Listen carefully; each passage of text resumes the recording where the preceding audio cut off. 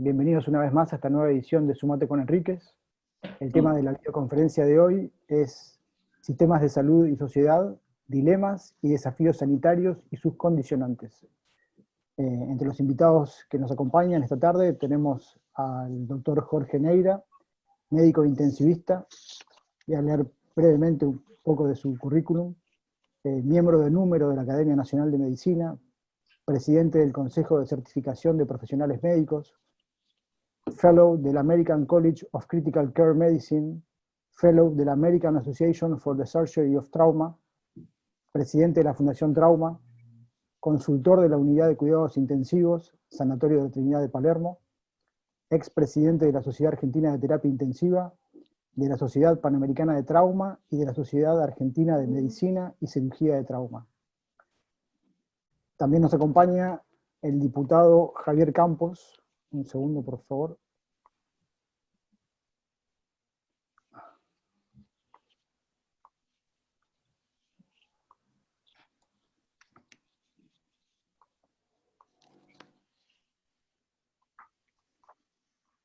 El diputado Javier Campos nació el 20, cursó estudios de Ciencias Políticas en la USAL y en Ciencias Económicas en la Universidad de Belgrano, de vasta experiencia y actividad empresarial, fundó exitosos emprendimientos en Brasil, España y Portugal, con destacada actuación en medios de la comunicación, creó éxitos como Láser 102 FM, Radio Panda, primera radio del mundo para chicos, ESPN 107.9, y actualmente se desempeña como director y propietario de la licencia de radiodifusión LR1 710. Anteriormente ocupó diversos cargos en directorios de empresas de comunicación y de compañías de desarrollos agropecuarios. También contamos con la presencia, como es habitual, del diputado Jorge Enríquez. El doctor Ricardo Enríquez es diputado nacional por la Ciudad de Buenos Aires, por Juntos por el Cambio desde 2017. Fue subsecretario de Justicia del Gobierno de la Ciudad de Buenos Aires durante el gobierno de Horacio Rodríguez Larreta y Diego Santilli hasta diciembre de 2017. Fue legislador de la Ciudad de Buenos Aires en los periodos 2000, 2003, 2007, ocupando el cargo de vicepresidente primero de la legislatura. Se desempeñó también como consejero y secretario general en el Consejo de la Magistratura de la Ciudad Autónoma de Buenos Aires, años 2012 a 2014. Fue también convencional constituyente de la Ciudad de Buenos Aires, sí, con el cargo de presidente. Sí. No digo acortemos porque la verdad que nos conocemos acá bastante y quería comenzar, y discúlpenme, pero les aclaro que tanto por los acontecimientos que son antes que nada, buenas tardes, les agradezco a todos la presencia. Sé que a veces fatigamos un poco con los Zooms, lo que pasa es que a veces se juntan. El Zoom que hacemos tradicionalmente, que es el día viernes, hubo mucha gente que con esta constante comunicación que tenemos a través del Zoom, quizás estamos empezando a fatigar, a agobiar a la gente. Por eso es que algunos me dijeron, no, mira, puedo un día, dos, no. Lo que les quería decir era, antes que nada, que tanto el diputado Campos como yo, que formamos parte del bloque de Juntos por el Cambio, andamos con un problemita que, como ustedes lo conocen, es de público dominio, que es el que se vincula con justamente algunos de los temas que vamos a abordar hoy, con motivo de esta cuarentena, que ya deja de ser cuarentena para ser una cuareterna, inédita absolutamente en el mundo. Yo lo llamo un confinamiento medieval, que está cercenando libertades individuales. Hay un abuso, esto lo habíamos adelantado desde los primeros días, cuando evocábamos permanentemente en los Zooms algunos conceptos que un escritor, historiador israelí, Yair Harari, había señalado como los principios liminares que podían ser la base de las consecuencias que podía tener este confinamiento medieval, como yo lo llamo, porque parecería que de aquellas épocas de las pestes del medioevo al presente no se hubiera avanzado nada, porque aparece un virus nuevo y volvemos a recurrir a los mismos mecanismos que se empleaban 6 siglos atrás. Decía esto, que este escritor Harari había señalado claramente los dos peligros que se acarreaban a partir de estas situaciones de aislamiento, que eran, por un lado, en el orden interno, un fuerte y peligroso deslizamiento de los ejecutivos, principalmente en lugares como con alguna tradición ya que añoran quizás regímenes autoritarios, como la Hungría de Orbán, y esto se bamboleaba entre dos posibilidades, entre las posibilidades que se deslizaran peligrosamente los autoritarismos, que esto es bastante frecuente en América Latina, con presidencialismos muy fuertes, presidencialismos que en algunos casos son absolutamente desbocados, que son hiperpresidencialismos, y que aprovechan estas circunstancias para acumular poder y enamorarse de la cuarentena. Esto es lo que está pasando en la Argentina, y hay que decirlo con todas las letras, porque si no, todo lo que podamos hablar de políticas de Estado, como pueden ser la educación, la salud, la seguridad, el empleo, quedan en saco roto si perdemos la más esencial de las garantías constitucionales, que es la libertad. Entonces, frente a eso, hay un antídoto, que es el empoderamiento. No me gustó nunca la palabra empoderamiento, pero creo que hoy tiene plena vigencia, el empoderamiento de la sociedad. Esto se vio muy claramente en las 3 fechas patrias últimas, 20 de junio, 9 de julio y 17 de agosto, que han generado este rechazo de la gente, ya se haya expresado en los cacerolazos, este rechazo de la gente a haber avasallado sus derechos sobre pretexto de una pandemia.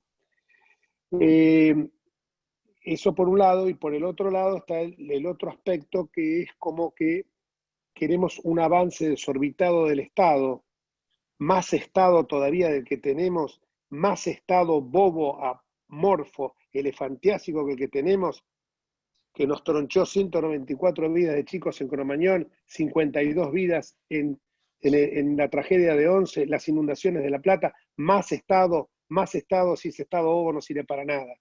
Entonces, frente a eso, dicen estos que se enrolan en estas corrientes autoritarias, cerremos las fronteras, vayamos a un nacionalismo, que es justamente lo que necesita el autoritarismo para florecer en plenitud. Pero frente a esto nosotros decimos, hay una globalización, quizás globaliza también los males, pero también puede generar la globalización una cooperación sana entre las naciones. Ya adentrándome en este tema de hoy, que en realidad el tema se vincula con las políticas de salud, se vinculan con política de salud o hacer política con la salud. Y creo que acá estamos viendo en la Argentina que se está haciendo política a través de la salud. ¿Y por qué digo esto? Cuando empezó la cuarentena yo hablé con alguien, y hoy lo hago público, que se llama Daniel Stambulian.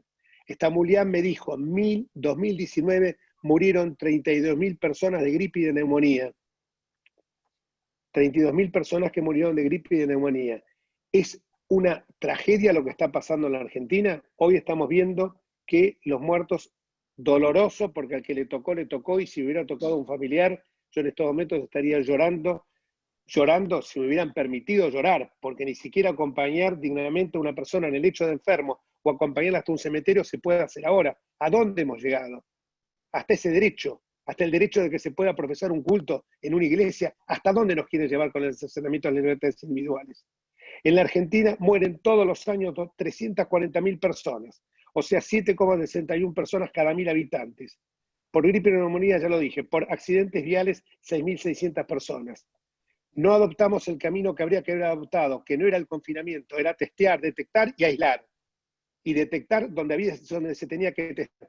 Tenemos la cuarentena más larga del mundo. El licenciado Campos, en un momento dado, empieza a trabajar, porque es un hombre de números, es un hombre que junta a su formación su formación de politólogo, el hecho de haber sido un empresario exitoso, que aparte ya viene, porque él es descendiente de Malbrán, ese apellido creo que nos suena a todos, y conoce un poco también del campo médico, y también es un hombre muy vinculado a la economía y los emprendimientos. Es un hombre absolutamente racional, no lo digo porque esté acá adelante, sino porque las charlas que he tenido con él y las cosas que él dice públicamente revelan que más allá de la injundia que puede tener intelectual, es una persona con un brutal sentido común. Y entonces él me expresaba, fíjate vos y analicemos en el mundo lo que está pasando. Y si uno hoy toma una estadística que me parece absolutamente confiable de una aplicación que se llama COVID-19, uno ve que en el mundo han muerto promedio 110 personas cada millón de habitantes. En la Argentina estamos en 190, fracasamos. Testeamos, 57.000 testeos es el promedio mundial, la Argentina 27.000 testeos, fracasamos.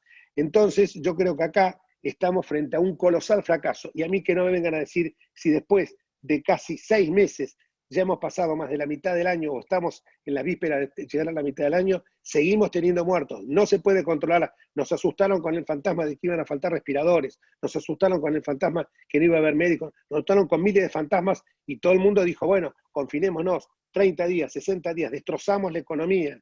Tenemos 50% de la gente sumida en condiciones de pobreza. Entonces, a mí, díganme, y sobre todo, que esto es uno de los números que trajo un día un grupo chiquito que tenemos, Javier, que dijo la probabilidad de no morir de coronavirus es del 99,88%. Y si uno lo testearon por coronavirus, la probabilidad de fallecer es del 0,33%.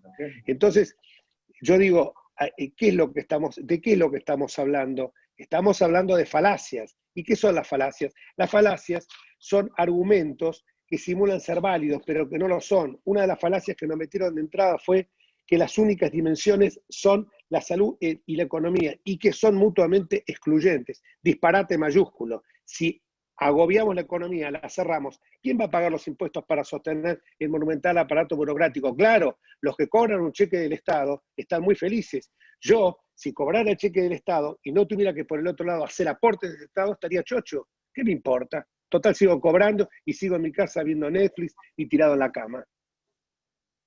Pero no es así. Nos dijeron esto, nos dijeron, vamos a preservar la salud de la gente. Ustedes tienen idea de la cantidad de gente con ansiedad, depresión, angustia, ahogo, que hoy están padeciendo problemas psicológicos gravísimos y que de esta crisis no van a salir. Ustedes tienen idea de la cantidad de gente, no se lo digo a ustedes, lo digo en general, tenemos idea de la cantidad de gente que no está haciendo tratamientos oncológicos. Un conocido cardiólogo me dijo a principios de allá diríamos por el día 40 o 50 de la pandemia, de la cuarentena mejor dicho, me dijo, las salas de terapia intensiva se encuentran vacías, las unidades coronarias llenas. Me dice, no te das una idea, Jorge, la cantidad de gente que está suspendiendo las pruebas que normalmente hacía o los chequeos anuales, estudio de vaso de cuello, ecoestrés, ecocardiograma, bueno, todas las cuestiones que indican que anualmente una persona, sobre todo a la edad nuestra, ya cuando hemos pasado holgadamente los 60 años, es necesario hacer, no se hace. Segunda falacia con la cual nos quisieron, durará lo que tenga que durar. ¿Pero qué estamos? Infectólogos que nadie votó, que me van a decir cuánto va a durar un país en la situación en que está, durará lo que tiene que durar. Esto es una afirmación que niega una responsabilidad crucial e indelegable. La falacia en este caso consiste en mostrar a la autoridad política como ajena totalmente a las decisiones que se toman. Lo toma un grupo de infectólogos. Un grupo de infectólogos, que ya no me callo más, están contaminados políticamente, porque todos responden al mismo parámetro ideológico. Yo quiero que me digan uno solo de estos infectólogos, empezando por el señor Khan, por el señor Pedro Khan, que no están alineados ideológicamente con este gobierno. Entonces me parece que ahí ya nos estamos yendo a otro lado y estamos haciendo política con la salud. El tercer punto, la tercera falacia, es la que se vincula con cuando nos dijeron ustedes no pueden hablar y empezaron a comparar lo que había pasado en la época del macrismo, en la época de Juntos por el Cambio y lo que pasaba ahora. Mentira total. Vean la provincia de Buenos Aires, el SAME no llegaba a la provincia de Buenos Aires, con un genio como es a mi juicio el doctor Alberto Crescenti, 119 de los 135 municipios de la provincia de Buenos Aires hoy tienen el SAME. Lo que se mejoró, y entonces nos decían, ustedes no pueden hablar. ¿Se dan cuenta? Era la manera de taparnos la boca, porque esto se lo aplicaban a todos aquellos que nos decían también que militábamos en la brigada anticuarentena. Yo créanmelo, que salgo a la calle, me pongo barbijo, me pongo tomo todos los recaudos, llevo un alcohol en gel en el bolsillo de mi saco, de mi campera, lo que fuera. Entonces, realmente esto es una falacia sin ninguna duda. La cuarta falacia, y esto me parece importante destacarlo, que se vincula con esta, es la de militar en la cuarentena, como que se le endilgaba a todos los que opinaban como nosotros, que estábamos fomentando la muerte. Los dos médicos que no me merecen ningún respeto, uno porque además está procesado por estafa, que es el doctor Goyán, y el otro el doctor Creplac, que nos tiraban por la cabeza permanentemente que iba a haber muertos, iba a haber muertos, iba a haber muertos por doquier, cadáveres en las calles, metiendo miedo permanentemente a la población.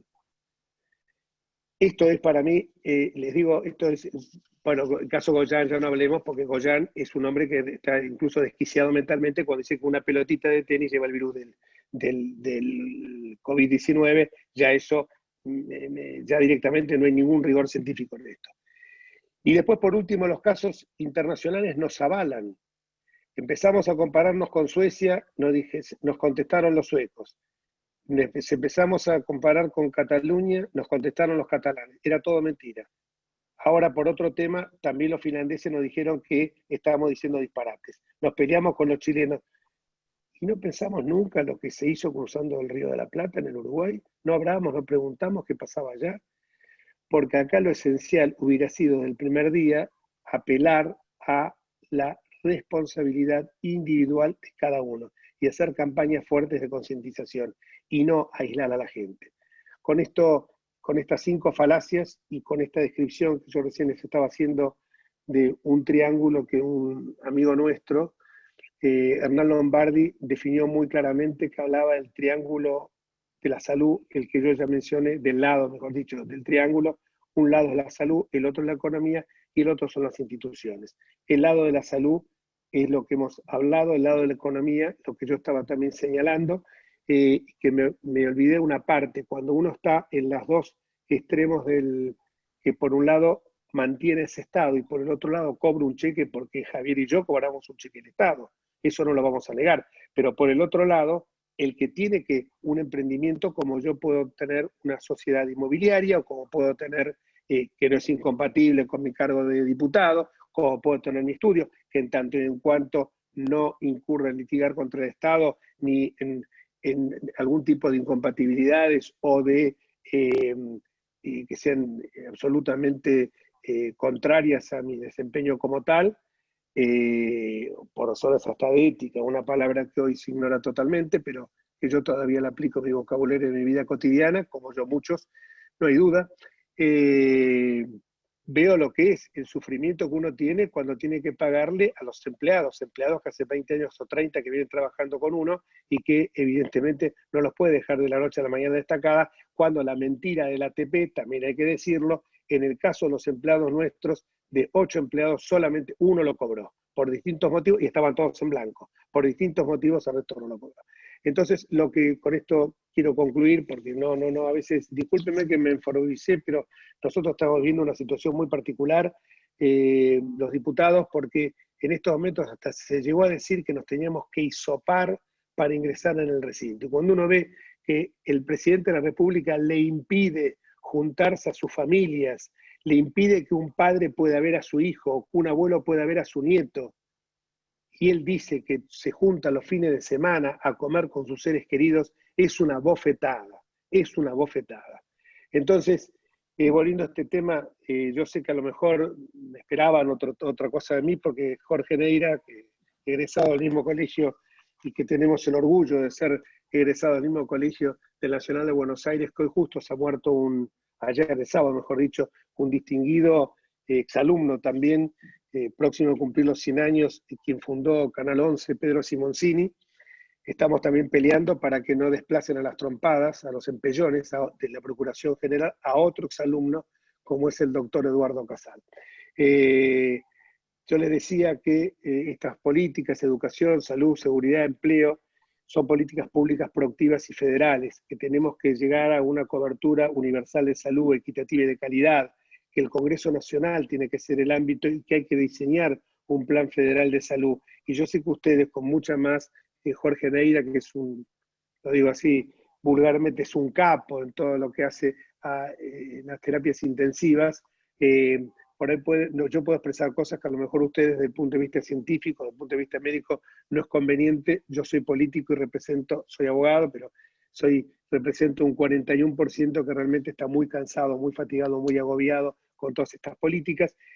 Y entonces digo yo que sabemos que la salud y la educación no son gastos, sino que son inversiones, y que lo ideal es que logremos en algún momento que los subsistemas de salud, tanto el público como las obras sociales y el privado, puedan actuar de manera concomitante, si no, no vamos a hacer una buena política pública. Y sé que en el pensamiento, en el ideario de todos ustedes se anima la idea de crear, y estamos totalmente de acuerdo, por lo menos en mi caso, de crear una Agencia Nacional de Evaluación de Tecnología de Salud, un organismo descentralizado del Ministerio de Salud, que sin entrar en conflicto con la Agencia Nacional de Medicamentos, con la ANMAT, pueda colaborar en la evolución de técnicas, medicamentos, procedimientos clínicos y quirúrgicos, a fin de que esos recursos, que son escasos, como lo he visto en el COVID-19, puedan utilizarse de una manera racional, armónica y, insisto en los conceptos, dándose a todas las personas de una manera universal y de una manera equitativa, sobre todo atendiendo a los sectores más vulnerables. Disculpen, a lo mejor me excedí un poco, pero me entusiasmo. Y Javier sabe comprender porque está viviendo, estoy tratando, hice la catarsis que te evité hacer en parte a vos, Javier. Muchísimas gracias, de todo corazón.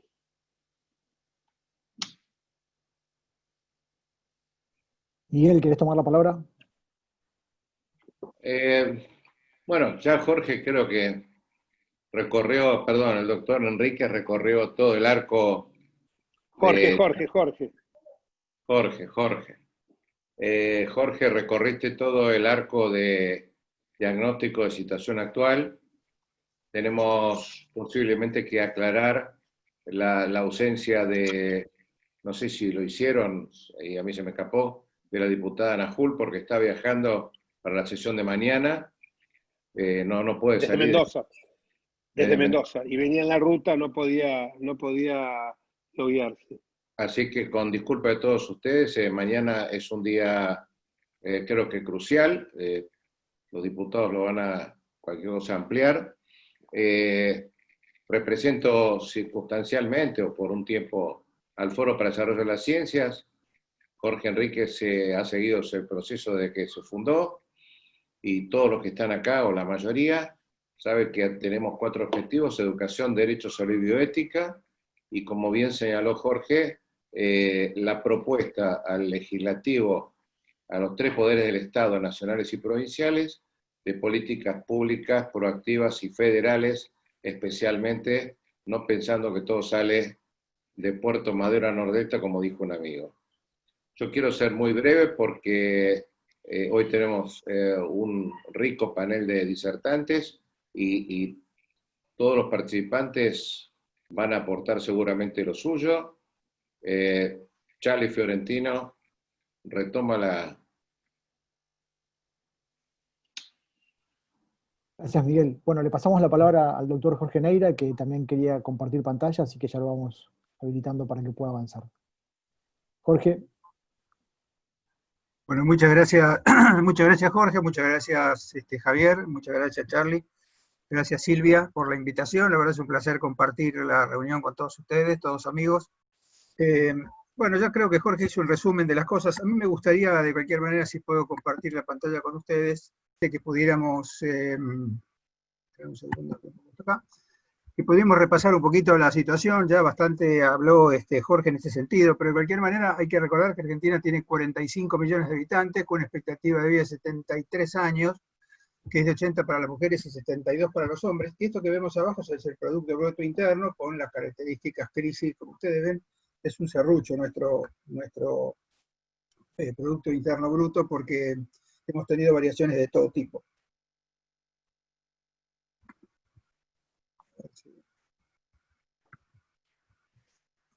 Bueno, un tema que es importante es lo que se considera la capital y el área metropolitana, ¿no? La capital federal, la ciudad de Buenos Aires, tiene 3 millones de habitantes, 200 kilómetros cuadrados, y tiene el conurbano que la rodea, que tiene que tiene 12 millones de habitantes, es decir, que en total el área metropolitana de Buenos Aires tiene 15 millones de habitantes. Una de las cosas interesantes que hay que tener en cuenta de la ciudad de Buenos Aires, que no sé si lo alcanzan a ver acá, es que tiene 474.000 personas mayores de 65 años, eso es un 12,5%, y esto hace que es interesante porque cuando uno ve cómo es la letalidad, digamos, del coronavirus, uno de los lugares de más letalidad en la ciudad de Buenos Aires son aquellos lugares donde tienen mayor cantidad de población superior a los 65 años, como pueden ser los barrios del norte, por ejemplo, Belgrano, Núñez, Saavedra, comparado con otros barrios del sur que tienen una edad más baja y una proporción más baja.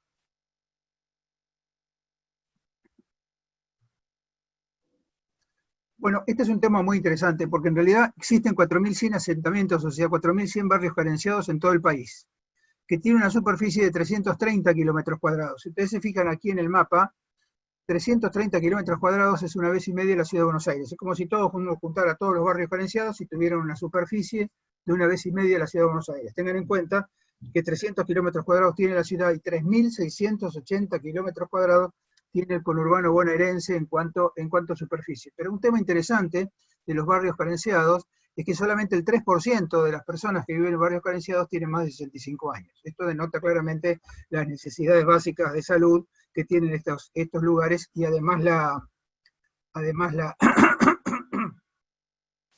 que estos pacientes se infectan mucho, pero que su letalidad es más baja. Justamente en el barrio carenciado, en la Villa 31 o en los barrios carenciados de la ciudad, la letalidad es aproximadamente del 1%.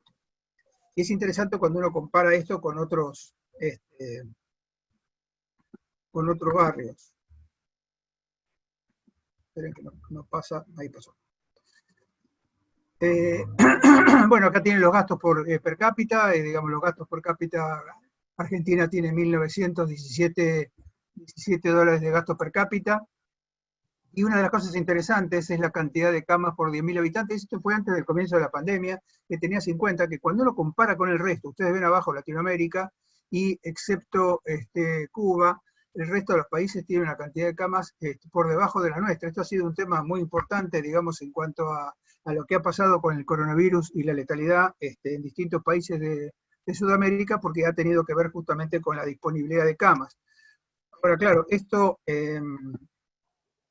digamos, nosotros empezamos con una disponibilidad de camas de cuidados intensivos adultos de 11.000, pasamos actualmente a 15.000, tenemos 8.000 intensivistas, y digo esto porque es un límite, el límite es lo que no se puede estirar. Después veremos si esto, digamos, si se puede aumentar la capacidad de respuesta con alguna propuesta como la que hemos hecho de Fundación Trauma, pero es interesante tener en cuenta esta capacidad instalada. Nosotros ya teníamos antes de la pandemia un déficit de camas de cuidados intensivos y sobre todo de intensivistas y más que nada de enfermeros intensivistas y de kinesiólogos intensivistas, que se ha hecho manifiesto en esta situación, porque además el personal de salud ha tenido infecciones y además no solamente aumentó la demanda en cuanto al número de pacientes y a la complejidad, sino que disminuyó la respuesta en cuanto a la complicación que vamos a hablar más adelante de los efectores de salud, de los trabajadores de la salud.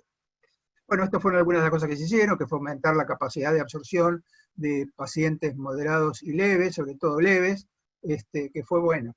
Bueno, como decía Jorge, en la situación actual es que hoy tenemos 408.426, esto de hace poco, hace un ratito que salió publicado en la base de datos de coronavirus del Johns Hopkins. Tenemos una tasa de casos de 9.000 casos, casi 9.000 casos por millón de habitantes, y estamos 1/10 a nivel mundial.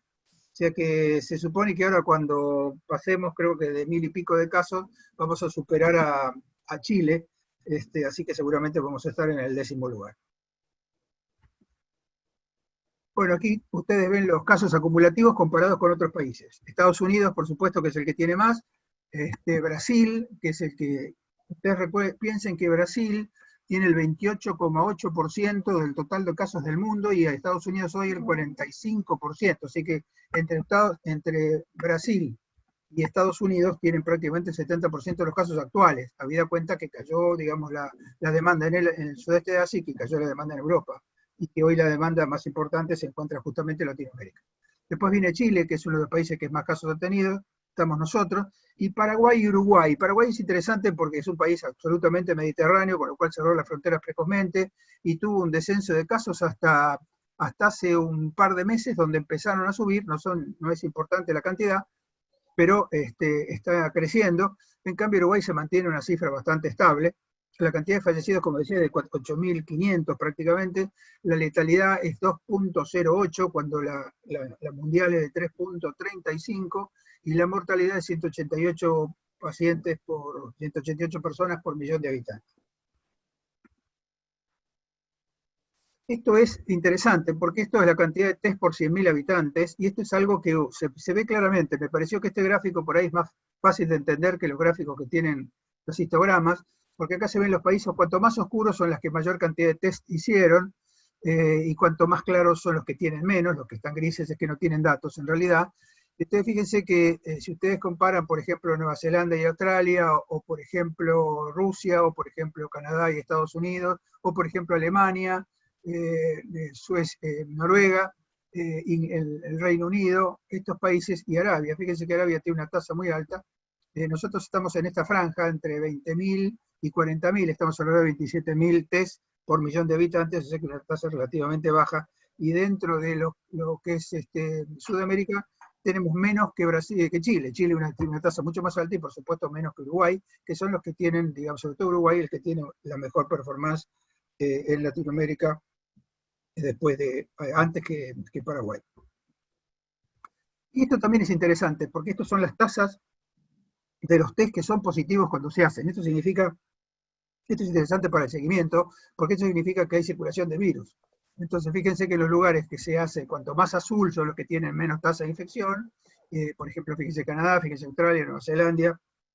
Y los que están en rojo son los que tienen altas tasas de positividad. Fíjense que esto significa que tiene entre 20 y 50% de positividad, versus, por ejemplo, Australia, que tiene entre 0,1 y 1, y algunos países como Nueva Zelanda, que tiene menos de 0,1% de los test que se hacen. Es un tema interesante. No solamente importa la cantidad que se hace, sino la cantidad que son positivos, con lo cual es probable que nosotros necesitemos mayor cantidad de test.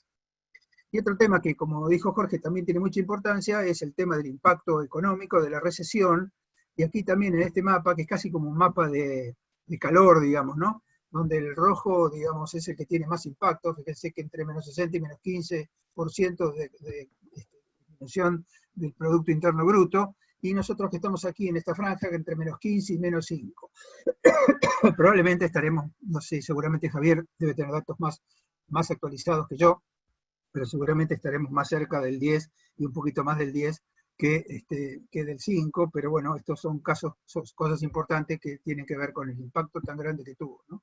Sobre todo si uno lo compara con lugares como China, que fue el que primero tuvo, que seguramente, aquí dice un descenso de 0 a menos de 2,5% de disminución, y sin embargo se está hablando que puede llegar a ser hasta positivo de 1% el incremento del Producto Interno Bruto, aún en plena pandemia, porque ellos ya superaron la pandemia, y la pandemia solamente ocupó un pequeño lugar de China y no todo el país. Bueno, una de las cosas que nosotros estuvimos trabajando es cómo asegurar la capacidad de respuesta. Hay un tema que se llama la sobretensión del sistema. La sobretensión del sistema, como les decía antes, que hay un aumento de la demanda, y ese aumento de la demanda además se asocia con la disminución de la oferta en este caso.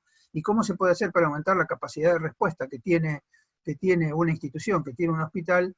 Y esto es que sea mediante la capacitación de profesionales del equipo de salud, no intensivistas, médicos, enfermeros y kinesiólogos, para colaborar con los médicos intensivistas. Nosotros largamos un programa de 5.000 becas que conseguimos un subsidio por parte de la industria privada, muy generoso, digamos, más de 20 y tantas entidades donaron estas becas, y hoy ya llegamos a las 7.000 becas, y hay casi 3.500 personas que ya terminaron el curso. O sea que hay 3.500 personas, que es muy interesante ver cuál es el perfil. 60% son enfermeras y 75% son mujeres. Es muy interesante ver esto porque me parece que denota claramente la actitud, digamos, que tiene dentro del equipo de salud el personal tanto de enfermería como el género, digamos, en la respuesta, en el soporte de este tipo de cosas. Es absolutamente amigable, son 6 horas de entrenamiento, que por supuesto no se hacen en 6 horas. Este día tuvimos una reunión con los que lo habían terminado, decía que en estas condiciones lo pueden hacer en el mejor de los casos en una semana, porque pueden hacer 2 horas por día y les lleva 5 o 6 días al hacerlo, pero de cualquier manera les permite colaborar con los intensivistas. De esta manera es como uno puede incorporar, digamos, al resto del equipo. Nosotros tenemos el concepto que en situación de emergencia, esto es el hospital tiene que transformarse en una gran unidad de cuidados intensivos e intermedios, y esta es la forma, la respuesta institucional a este tipo de cosas. Me parece que esto tiene muchísima importancia. Este curso tiene cuatro módulos. El primer módulo es protección del equipo de salud. Es muy importante porque esto les asegura, nos asegura que la gente tenga claridad en cuanto a utilizar el equipo de protección personal, cómo se hace, cómo se saca, cómo se pone. El segundo es cuidados intensivos de adultos, cuidados intensivos pediátricos, y el cuarto es cómo se organiza el hospital en situaciones de pandemia. Esto se puede hacer de cualquier device, se puede hacer del celular, de una tablet, de una notebook, de lo que sea, digamos, que le resulte más cómodo. Y para terminar, me parece que esto es lo que yo había propuesto, había pensado para la discusión, que tiene que ver, primero, el impacto de la pandemia sobre los trabajadores de la salud. Y esto tiene que ver con la tasa de infección. La tasa de infección del país es de 7%. Si nosotros pensamos que hay 408.000 personas, quiere decir que aproximadamente alrededor entre 25 y 28.000 trabajadores de la salud están afectados por las infecciones. Todos sabemos a qué se debe esto. Esto se debe al pluriempleo. Un excelente trabajo de ADECRA demostró, digamos, el pluriempleo que tienen los profesionales, tanto de los enfermeros, tanto de los médicos. Muchas veces los enfermeros y los médicos son pareja, digamos, y entonces si se infecta uno de ellos, el otro también se infecta. Esto genera, digamos, una cosa muy importante, que es que empiezan a disminuir los planteles, está el agotamiento, la gente se agota, cuando se agota se equivoca, cuando se equivoca no se protege adecuadamente, y eso aumenta el riesgo. Como decía Jorge, digamos, el tema no solamente de la cuarentena, sino de este trabajo a destajo, tiene un impacto muy grande en la salud mental, digamos. Esto es una cosa que hay que considerarlo para el trabajador del equipo de salud. Y algo que se viene, que siempre se dice, es la pandemia de judicialización. Ahora todo el mundo dice, ahora se viene la pandemia de judicialización, porque van a acusar a los profesionales del equipo de salud de que infectaron a otras personas, de que no trataron adecuadamente, y a mí me parece que aquí hay que tener una respuesta legislativa y jurídica muy importante, porque se trata de una emergencia de salud pública. Esto es una situación de desastre, la situación de desastre producida por una pandemia. Desastre significa cuando la demanda aumenta más que la capacidad de respuesta, y esto es un claro ejemplo de una situación de desastre, y necesita una legislación jurídica acorde, que significa cuáles son los waivers, por qué, digamos, uno hace el concepto más importante, que no darle lo mejor a todo el mundo, sino lo mejor para la mayoría, que es el concepto que universalmente está aceptado en estas situaciones. El otro es el impacto de determinantes sociales para el acceso a la salud, y ustedes vieron con 4.100 barrios carenciados, con esta situación de gente que no tiene acceso al agua, que no tiene acceso a la alimentación, que no tiene acceso al trabajo, que vive en condiciones donde el aislamiento o el distanciamiento social es muy difícil. Esto necesita, digamos, tener una atención especial, digamos. Después el impacto en la salud de las personas en cuanto a la continuidad de atención médica y el diagnóstico. La gente ha dejado, hay un excelente trabajo, una presentación entre varias sociedades científicas, de la cual participó la academia, donde habla del impacto de la salud en cuanto a la continuidad de atención médica y el diagnóstico. La gente no se ha hecho atender porque tiene miedo de ir al hospital, porque no tiene riesgo de infectarse, y esto tiene que ver también con la comunicación a través de los medios. Los medios lo que hacen todos los días es mostrar la cantidad de muertos. Yo recuerdo, hoy decía Jorge lo que había dicho Stambulian con respecto a los 30.000 muertos por año por enfermedad tipo influenza. Estas características de enfermedad respiratoria se llama enfermedad tipo influenza. Cuando fue la epidemia del 2009, yo lo recuerdo muy bien, que tuvimos también una situación casi de desborde, como esta, casi de desborde. Ese año que tuvimos la epidemia de gripe del 2009, fue el año que tuvo menos cantidad de muertos por enfermedad tipo influenza en los últimos 10 años, es decir, los 10 años anteriores. Así que esto pasa siempre, digamos. Lo que pasa es que uno está focalizado y claro, uno ve que todos los días hay muertos. Esto impacta mucho cuando es un profesional del equipo de salud, cuando es un familiar, cuando es una persona allegada. Pero también es cierto que hay mucha gente que se muere asociado a la pandemia, pero sin estar infectado por el coronavirus, justamente por esta incapacidad de acceder a la atención de la salud por miedo. El paciente que tiene dolor precordial y dice, hoy no voy porque seguramente me voy a infectar y me voy a morir de infección y no me quiere morir de infección, y se muere en la casa de una muerte súbita producida por la enfermedad coronaria. Después, las necesidades esenciales y el riesgo de infección de los establecimientos de salud, que es una necesidad que tiene que hacer la estructura. La necesidad de modelos innovadores, yo creo que hay muchas cosas que vinieron y que seguramente se van a quedar, como la telemedicina, la teleasistencia, la receta electrónica, o una regulación que es necesario replantear, digamos, todo esto no es hacerlo indiscriminadamente, sino con todas las normas bioéticas, legales y jurídicas como corresponde. Lo que les decía de reconocer la mortalidad indirecta de la pandemia, las condiciones prevenibles y tratables. Ustedes piensen que 1 de cada 4 personas en Latinoamérica tiene una enfermedad no transmisible crónica, las enfermedades crónicas, que son las enfermedades cardiovasculares, los cánceres, las enfermedades respiratorias y las enfermedades metabólicas, sobre todo la diabetes, ¿no es cierto?, que muchas veces dejan de tener continuidad, y la ausencia de continuidad en la atención ha generado complicaciones y muertes. Y algo que hay que tener en cuenta, que es la salud infantil. Cuando uno dice la salud infantil, me parece muy bien que esté mi amigo Miguel Larguía, que sabe mucho más de esto, tiene que ver con la atención de los chicos, con la atención de los chicos que tienen discapacidad, que no han podido acceder, digamos, a su tratamiento, y esto los ha retrasado muchas veces, que no se han vacunado adecuadamente, y el tema de la salud mental, que es para todo el mundo que está en la pandemia, para los trabajadores de salud que están trabajando, y para todos nosotros que estamos atravesando esta situación. Así que me parece que estos serían los temas para discutir. Y con esto termino y le agradezco mucho la invitación a todos. Muchas gracias. Listo, Charlie, te paso la posta. Muchas gracias, Jorge. Bueno, le pasamos la palabra ahora a Javier Campos.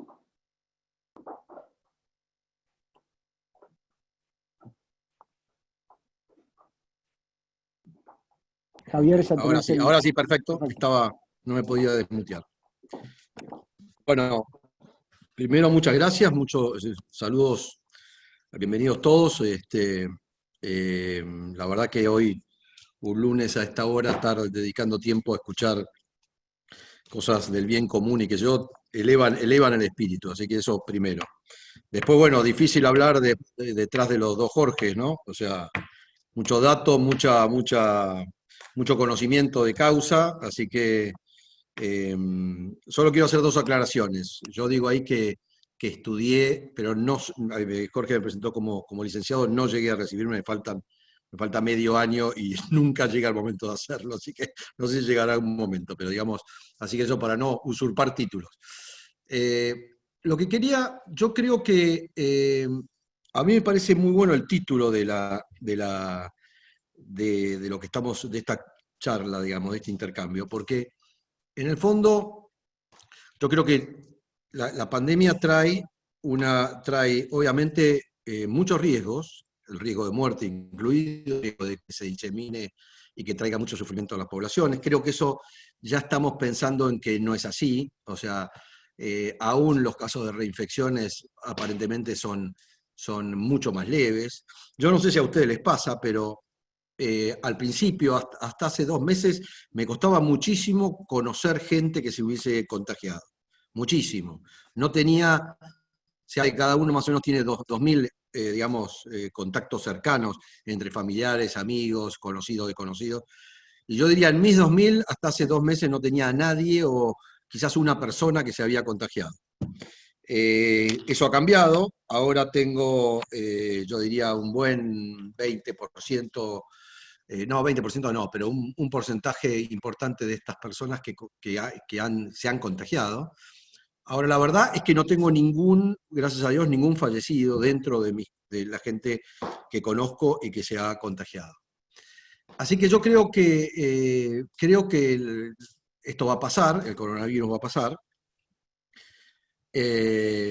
No creo que sea mucho más complicado que algunas otras enfermedades que han surgido, incluidas gripes complicadas, pero lo que sí es verdad es que los gobiernos y las poblaciones han tenido que responder ante una cosa desconocida, y creo que eso de alguna manera justifica mucho de los wrongdoings, como dicen los americanos, muchas de las cosas que se hicieron por exceso o que se hicieron por lo que fuese, digamos. Mejor cubrirse en salud y nos tapamos todo, nos ponemos 5 frazadas. Yo creo que eso justifica muchas de las cosas que han ocurrido. Ahora, yo creo que la síntesis del tema, digamos, sanitario argentino lo da que tenemos la cuarentena más larga del mundo, además del río más ancho, ahora tenemos la cuarentena más larga del mundo, y tenemos 30% más de muertes que el promedio mundial. O sea que teniendo la cuarentena más grande, más larga del mundo, estamos por encima del promedio mundial, que eso incluye a países que no han tenido ningún tipo de cuarentena. Lo cual ya habla de que el resultado no es subóptimo, digamos, ¿no? Porque o tendría que tener mucho menos muertes que el promedio mundial, o tendría que tener una cuarentena mucho más corta, pero no las dos cosas, digamos, ¿no? Así que, pero a mí me gusta centrarme en una cosa que me voy a apartar un poco del tema, digamos, estrictamente sanitario, para ver lo que es, digamos, cuáles son los riesgos y las oportunidades que se nos aparecen a partir de la pandemia.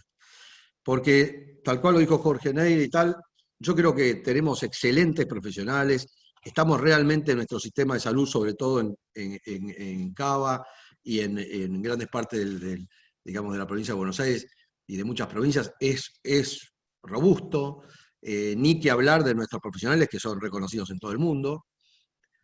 Así que yo creo que en ese sentido no estamos mal.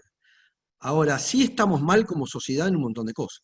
Y la pandemia ha caído, esta cuarentena y estos riesgos han caído sobre un terreno muy inestable, que es la política argentina, que es la sociología argentina, los desafíos de crecimiento, las frustraciones, el estancamiento y, digamos, y la cantidad de resentimiento que hay en la sociedad, etcétera, etcétera. Entonces, a mí me parece que, a mí me gustaría centrarme en hablarlo con ustedes, ¿no? Y escuchar qué es lo que ustedes dicen, pero a mí me parece que esto abre un riesgo muy grande y una enorme oportunidad a la vez.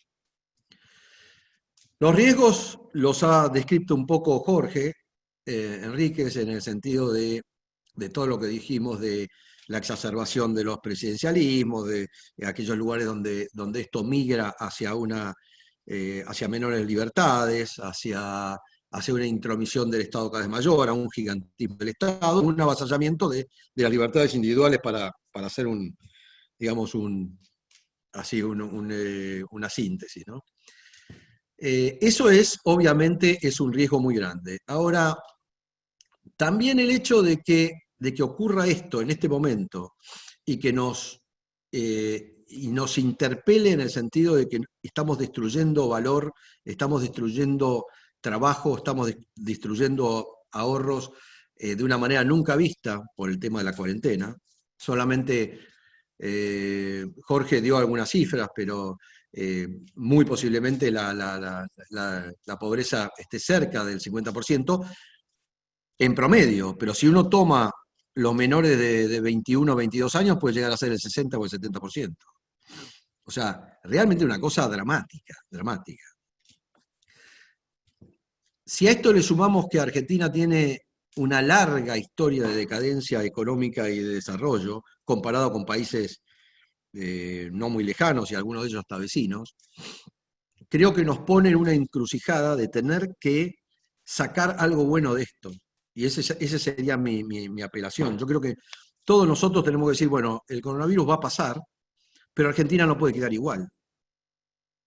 Y quedar igual, por supuesto, mucho menos involucionar para el lado que Jorge decía, de la falta de libertades, etc. Pero mire, yo les voy a dar algunos datos que estoy recabando con mi equipo, porque a mí me parece que si Argentina no puede, a raíz de todo esto que está viviendo y del shock de pobreza que va a tener, si no puede tomar la decisión correcta, realmente creo que podemos estar muy, muy complicados. Hasta la pandemia, Argentina venía de los últimos 107 años, tuvo déficit fiscal en 100. Y todos esos déficits fiscales sumados más o menos llegan al 400% del PBI. O sea, quiere decir que si Argentina hubiese tenido en todos estos años una administración más coherente, o sea, que hubiese sido o un equilibrio o hasta un pequeño déficit, todos los argentinos, por un mera tema estadístico, seríamos 4 veces más ricos per cápita, que es lo que le ocurre a Australia, Nueva Zelanda, Irlanda, que más o menos tienen 50.000 dólares por habitante y nosotros tenemos 11, 12.000. O sea que no es ninguna locura. Solamente con habernos administrado normalmente seríamos 4 veces más ricos. Concentrándonos en el retorno de la democracia, 1983-2020, en 37 años tuvimos 15 años de recesiones. 15 años de recesiones. Eso significa que 1 de cada 2 años, o un poquito más, Argentina estuvo en recesión. Les doy unos datitos más, por ejemplo. Argentina está tan anquilosada, tan frenada en su desarrollo, que Argentina crea una empresa nueva cada 2.300 habitantes. Una empresa nueva cada 2.300 habitantes.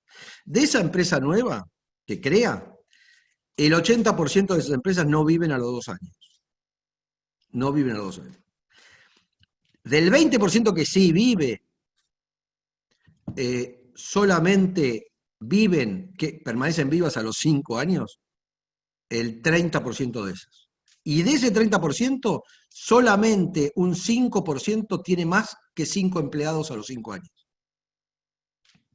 Fíjense lo que es la cifra, ¿no? De todas las empresas del país, ¿saben cuántas empresas exportan en la Argentina?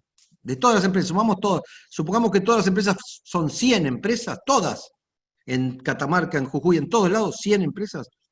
Solamente exportan 1,6. O sea, de 100 empresas, 1,6 exporta aunque sea un tornillo fuera del país.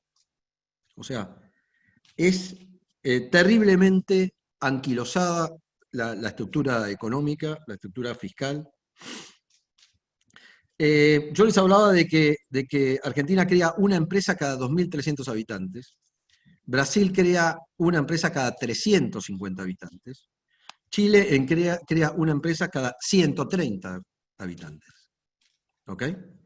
O sea, fíjense, estamos 10, 15 veces por debajo en creación de desarrollo, creación de valor, de emprendedurismo, y no porque el argentino no sea emprendedor, porque el argentino se va fuera del país y realmente muchos suelen, yo por ejemplo, yo me fui del país en el año 87, a Tardín me fue muy bien, y realmente creo que nos insertamos muy bien en los sistemas económicos que funcionan. El problema es que el sistema económico nuestro no está funcionando. Entonces, yo creo que realmente creo que ha llegado el momento con el tema este de la salida de la cuarentena, de que los argentinos nos hagamos cargo de lo que hemos creado. Y hemos creado un monstruo, por supuesto, muy ayudado por el Partido Justicialista, por esta gran tendencia hacia lo estatal, pero hemos creado realmente un monstruo que nos está empezando a devorar. Y no devorar. Entonces, todos los argentinos nos tenemos que dar cuenta que nosotros podemos tener el Estado que podamos tener. Pero no es el Estado el que tiene a la población que puede tener, no es al revés. O sea, nosotros podemos tener el Estado que podemos sustentar, pero no se puede crear un Estado presente en función de una idea que un tercero tiene y que después nos... Realmente creo que vamos a un cruce de caminos muy importante y creo que tenemos todos que darnos cuenta que tenemos que salir de la cuarentena pidiendo un cambio de reglas muy importante, sobre todo en los temas de administración política de este país. El país está como está porque lo han administrado pésimamente los políticos argentinos. Pésimamente los políticos argentinos. El político no es otra cosa que un administrador. Es un señor que levanta la mano y dice, déjame administrarte cada 4 años. Nadie le pide, nadie lo fue a buscar, el señor se ofrece. Ahora administra pésimo. Y administra, no le importan nada ¿viste? Las rigideces de los sistemas de balances, etc. Si tengo que tener déficit, tengo déficit. Si quiero contratar gente, contrato gente. Si me endeudo, me endeudo. Bueno, Miren, yo les hago la siguiente pregunta. ¿Cuánta gente es la que administra este país? ¿Qué quiero decir? ¿Cuánta gente es la que firma, con su firma, los presupuestos de este país? Me gustaría escucharlos, pero ¿cuánta gente creen ustedes que es eso? ¿Cuánta gente ustedes se imaginan que son los dueños de los presupuestos de este país? Charlie, te escucho, o no sé, a Miguel, o no sé, ¿cuánto dirían ustedes?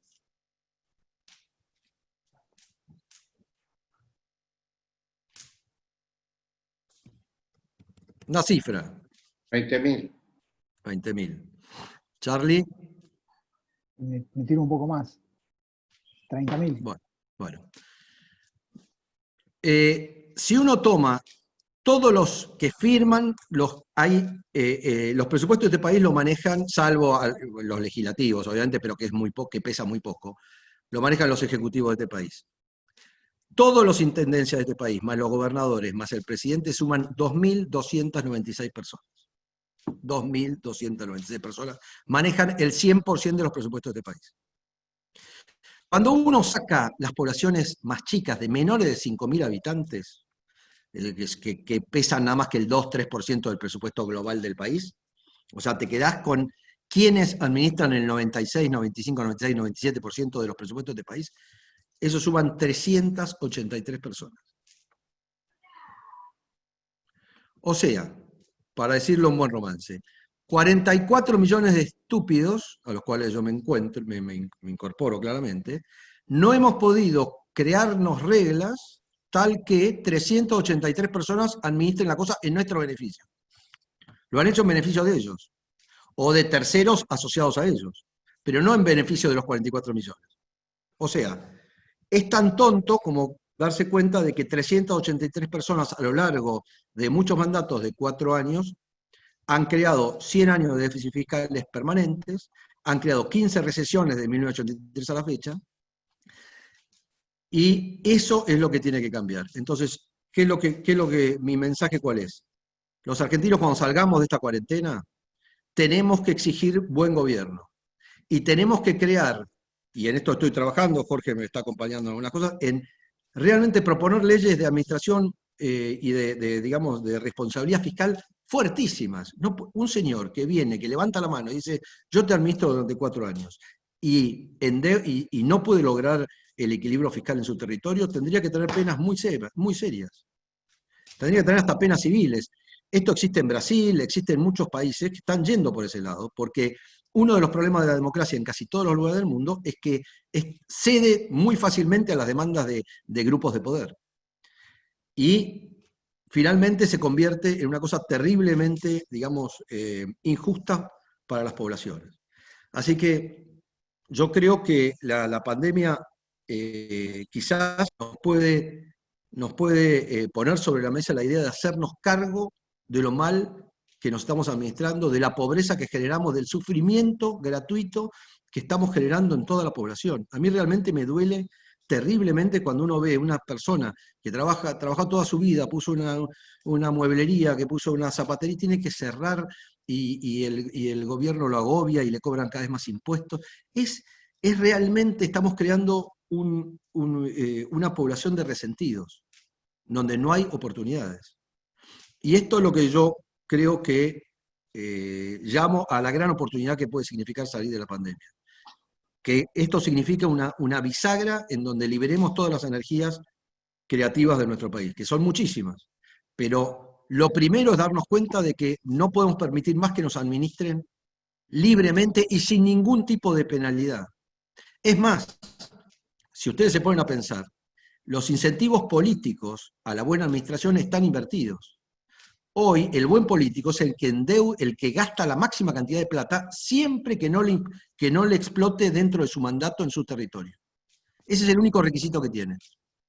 Pero está compelido ¿a quién? A nombrar más funcionarios públicos que trabajen para él, a hacer la máxima cantidad de gasto que pueda hacer para mostrar su eficiencia, siempre que no le explote a él.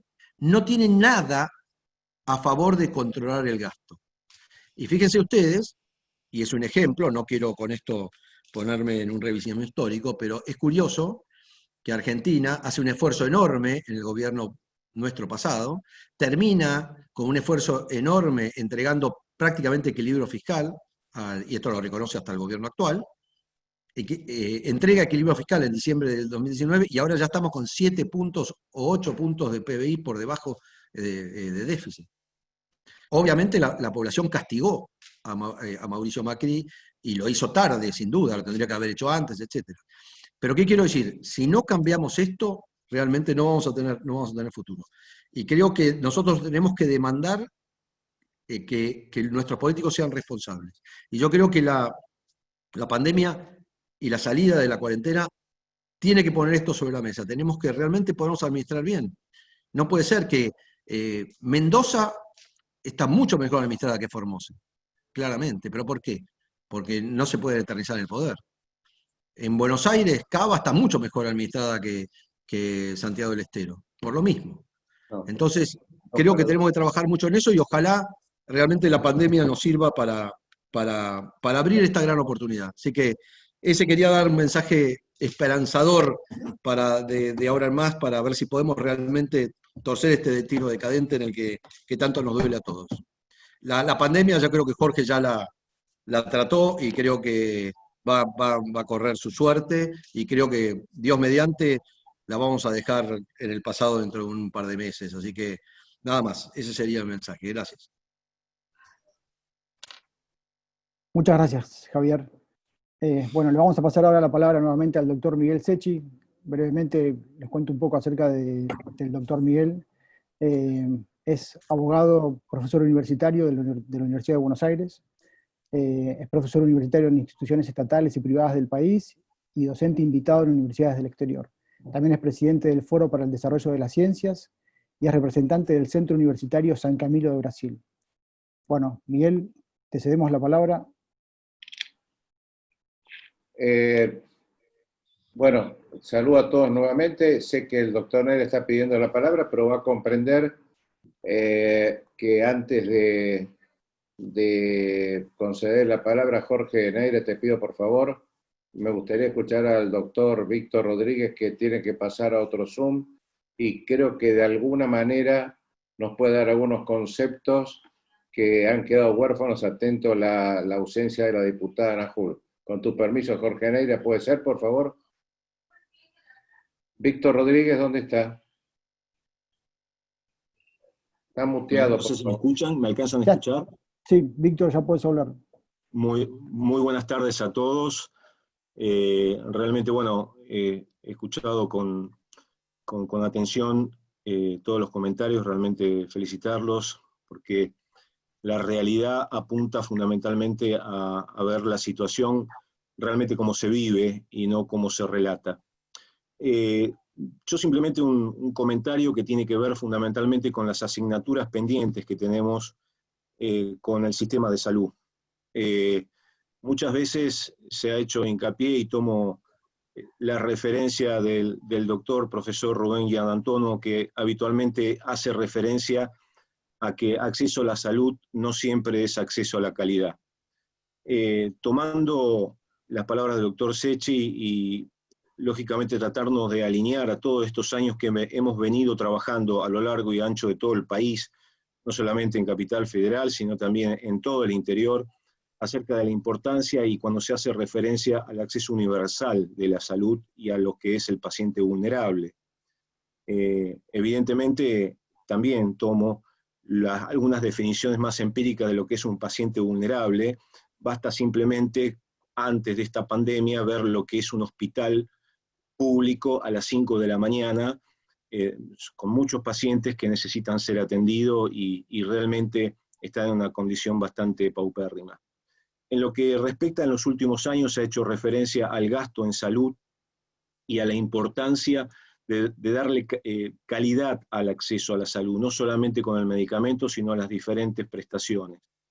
Yo me voy a concentrar solamente en dos temas en estos 2 minutos, que tienen que ver con la racionalidad, el uso racional de la tecnología, el uso racional del medicamento, de todas las prestaciones.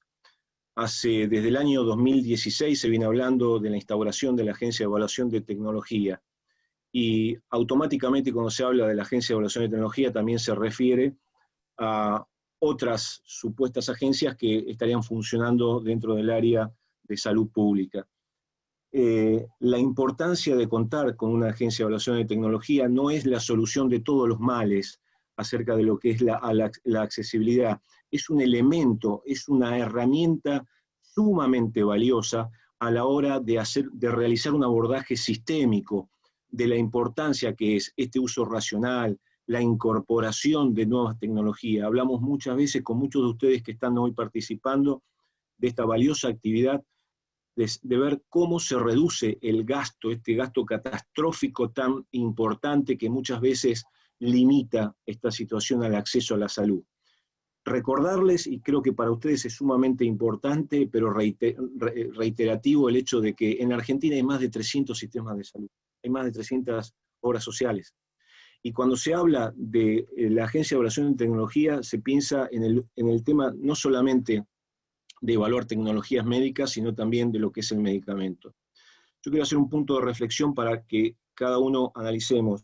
Cuando se habla de la Agencia de Evaluación de Tecnología, se refiere fundamentalmente a limitar el uso de esos medicamentos que son de alto costo a aquellos que ya están probados y a la responsabilidad de los profesionales que realmente van a utilizar esa herramienta.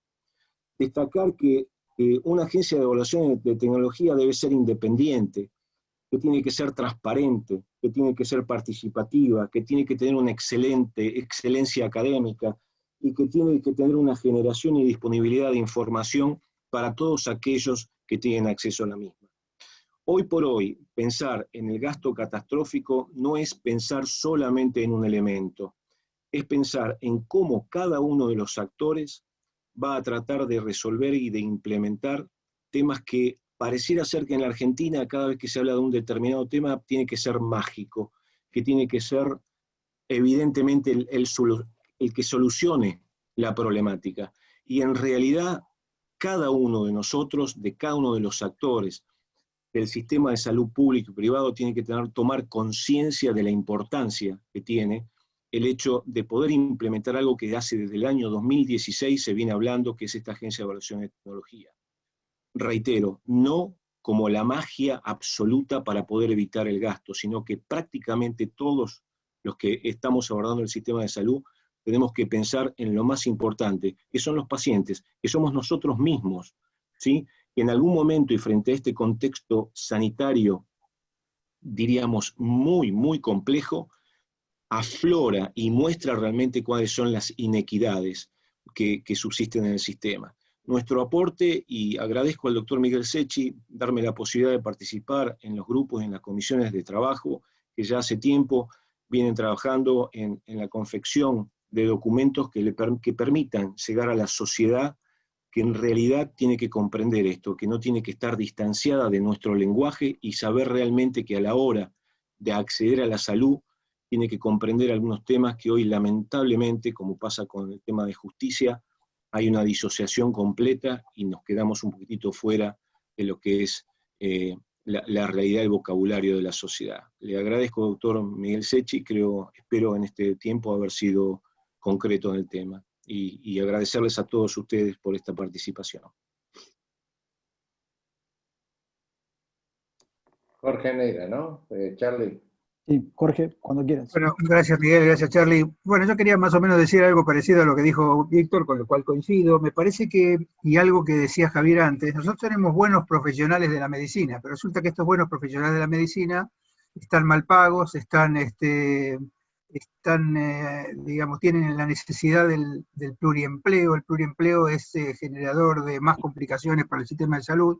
Y me parece que, siguiendo lo que decía Einstein, que si busca buenos resultados distintos, no haga siempre lo mismo, nosotros volvemos a cometer siempre el mismo error, que salir de una situación de pandemia, como salimos en el año 2009, y volver a seguir con el mismo sistema de salud que tenemos hasta ahora, con todas las limitaciones y con todos los inconvenientes. A mí me parece que un pedido, digamos, a Jorge Enríquez y a Javier, es que deberíamos hacer como una especie de joint venture, digamos, entre los legisladores, los profesionales de la salud, para ver de qué manera se puede reconfigurar, digamos, en nuestro sistema de salud, que es un sistema que tiene algunas ventajas, pero que necesita, como bien decía Víctor, una cantidad de modificaciones para que sea mucho más eficiente.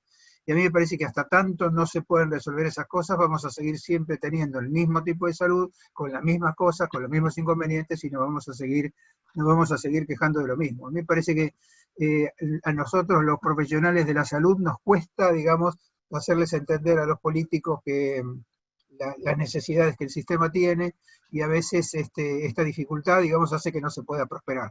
Por eso la idea justamente de pedirles a Javier y a Jorge que nos ayuden a ver cómo podemos empezar a trabajar en programas comunes, en programas que puedan poner en el tapete las necesidades que el sistema de salud tiene, como por ejemplo la reestructuración de las obras sociales, la participación pública-privada, el tema de la Agencia de Evaluación de Tecnología, como bien decía Víctor Rodríguez, porque de esta forma, si no, vamos a seguir ofreciendo esta medicina que tiene alto acceso, como decía Víctor, al sistema de salud, pero no tiene acceso a la calidad. Habida cuenta que no hay programas de mejora de la calidad en todo el sistema, porque son sistemas que están estancos. Y a mí me parece que esto sería, digamos, una necesidad. Yo creo que buena parte del problema que tenemos en el país es que el sistema de salud está desquiciado y necesita, digamos, un redimensionamiento y una concertación, digamos, política en el sentido amplio, como para poder ponerse a la altura de las necesidades de las personas.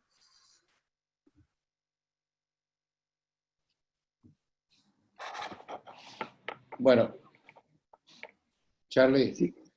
no sé Quería, qué, no sé qué no, tiempo... quería simplemente hacer una aclaración antes que el doctor Víctor Rodríguez se vaya, porque no quiero que quede en el aire, que cuando yo me referí al tema refería al fracaso de las políticas desde lo más alto de la salud pública, que era el Ministerio de Salud.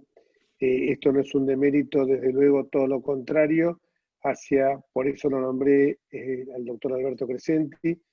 No es quiero llevar un reconocimiento explícito, lo hemos hecho ya a través de algunas normas que hemos sancionado en la legislatura, hacia todo el personal sanitario, médicos, enfermeras, personal vinculado con la salud pública, que ha hecho una labor que realmente son los verdaderos héroes en esta pandemia, y creo que a ellos toda la sociedad les tiene que reconocer, porque la situación de estrés que están padeciendo, y sobre todo ayer me emocionó muchísimo cuando murió un médico del SAME, la despedida que le dio el doctor Alberto Crescenti en unas palabras que, bueno, fue en el Obelisco, creo, que realmente me conmovieron, no solo porque él estaba muy, muy, muy emocionado, sino porque uno se da cuenta que esta gente, como decía bien Jorge también, muchos de los médicos incluso son parejas, es muy común, dos médicos casados,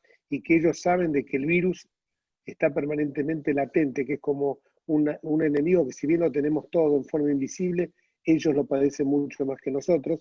Y creo que cuando Jorge dijo los empleos múltiples, uno ve lo que muchas veces chicos hacen, que tienen hasta guardias que realmente son torturas, porque salen de una guardia y se meten a otra porque el mango no les alcanza para llegar a fin de mes, cuando tenían que ser uno de los factores de la sociedad mucho mejor pagos. Por eso me refería también a ese estado elefantiásico, que en lugar de cuidar a aquellos que más lo necesitamos y que quedó plasmado en esta pandemia, y quiero nada más que resaltar que esto sirva como una oportunidad para mejorar un Estado más eficiente, y que me comprometo, y lo comprometo a Javier también, a trabajar en este tema codo a codo con la Fundación Trauma, codo a codo contigo, Jorge, con el doctor Víctor Rodríguez, y con todos los profesionales que realmente, como ustedes, están preocupados por un sistema de salud que no logramos dar con la tecla, pese a que hay lugares donde funciona muy bien. Y también rescatar que cuando yo me referí exclusivamente a las políticas a nivel nacional, porque en la ciudad de Buenos Aires, afortunadamente, la gente no se la persiguió con un estado policíaco, no se la persiguió generándole miedo, angustia, ha sido mucho más, la apertura que se vino realizando ha sido mucho más generosa con la gente, no nos confinaron como en otros lugares del país. Gracias. Bueno, por el tiempo que nos fue concedido en este Zoom tan importante y la función de conclusiones que me han dado, si quieren paso a las mismas, ¿les parece bien? Bueno, Perfecto. no es fácil con el nivel de ideas que se fue tirando en este relativo poco tiempo llegar a las mismas, pero si alguno de los participantes cree que me olvido de alguna, por favor me lo hace saber. Yo anoté que es imprescindible una amplia convocatoria de ideas, obviamente respetando las diferentes. Ahí hacemos homenaje siempre a la doctora Diana Cohen-Agres, que a pesar de haber sido objeto de un delito de homicidio por parte de un hijo, sigue manteniendo su prestigio bioético y sobre todo la lucha cotidiana.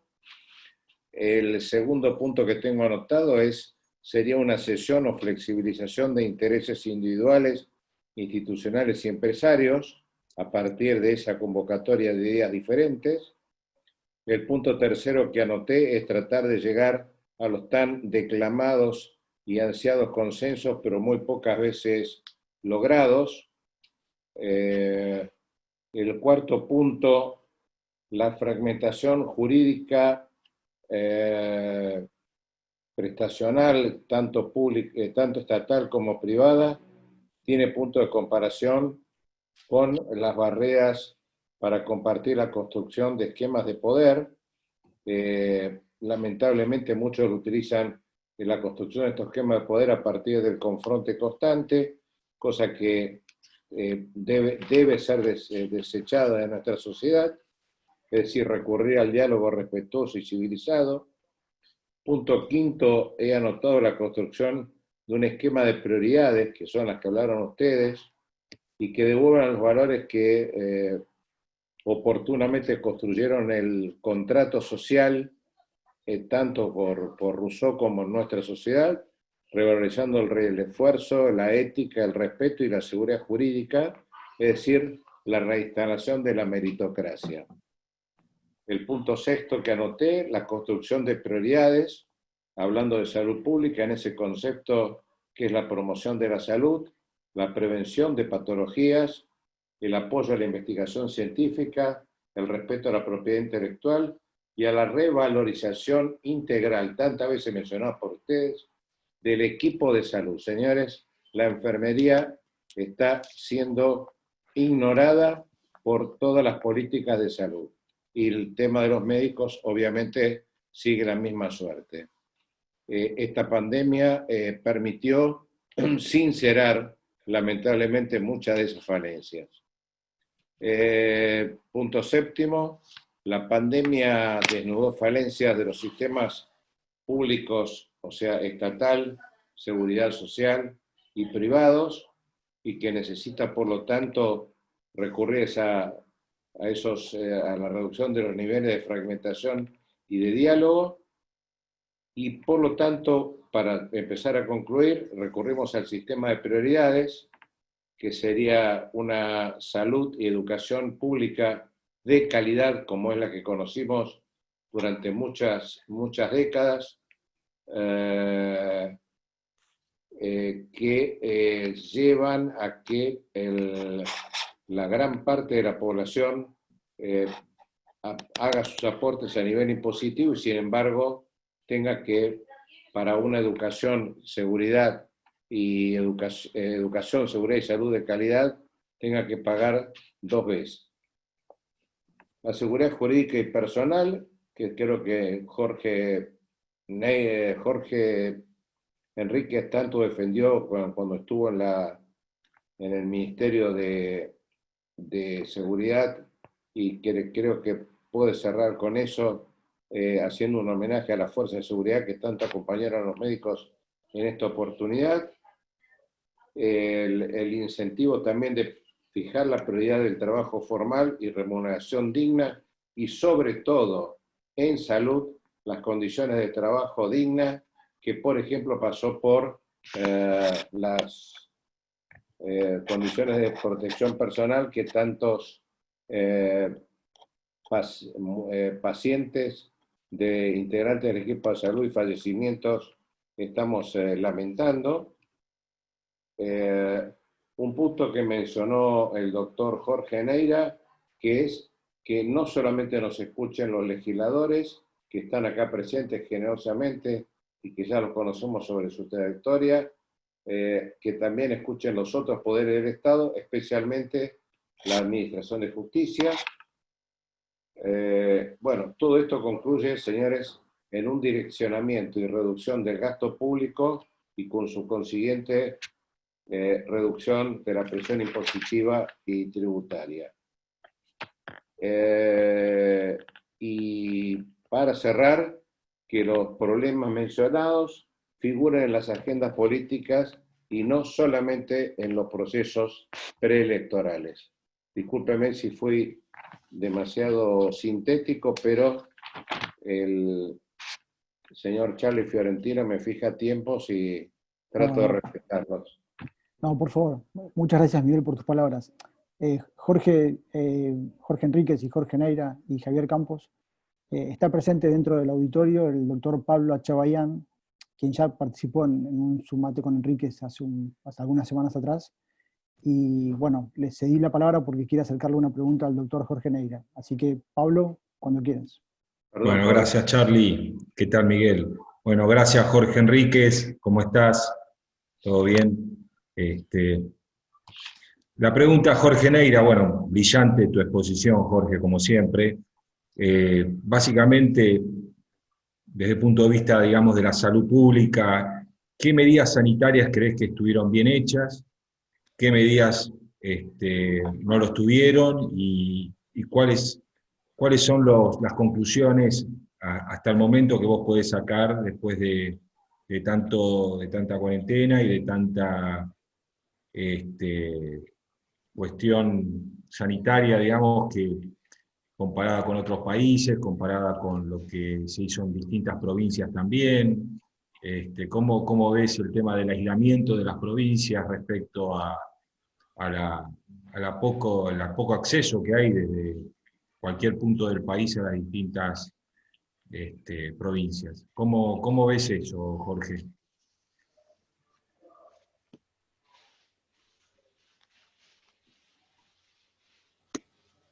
Muteado, Jorge.